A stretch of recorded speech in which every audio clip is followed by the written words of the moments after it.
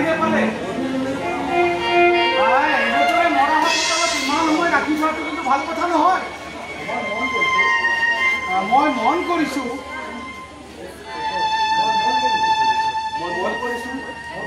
অথনিৰ পৰা তৎ নহ'লে গৃহস্থ আহি নোপোৱাকৈ কৰবাত হেল কৰি জ্বলোৱা দেখিছ নে নিয়া দেখিছ?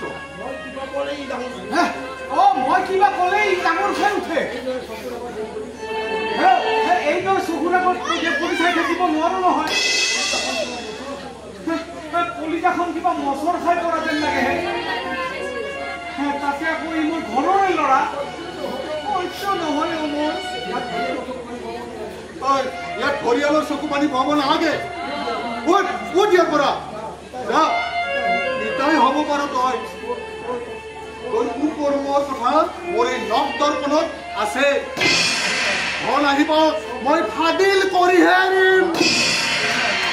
ৰাইজ ই বলিয়া হৈছে, ই বলিয়া হৈছে।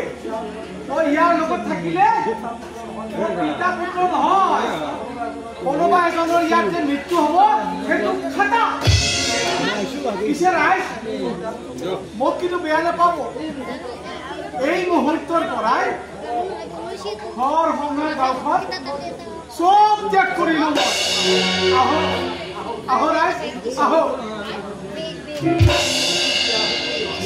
টুটুকিয়াৰী শুকুনি হয় গোটেই গাঁওখনকে এফালৰ পৰা ধ্বংস কৰিলি।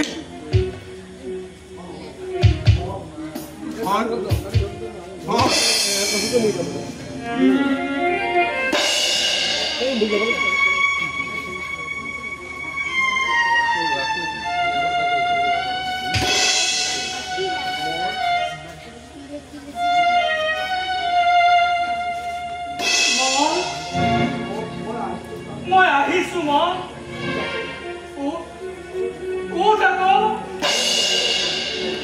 মন নেখেলো মই কিয় এনেকৈ হৈ আছ? তই নাযাও তই থাকো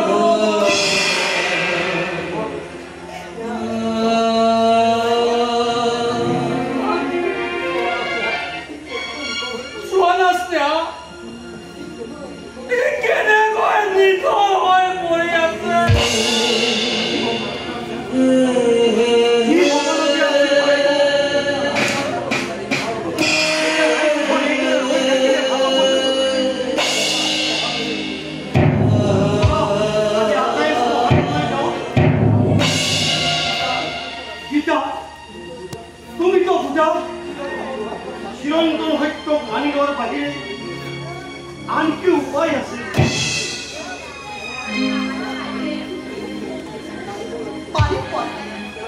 মানিব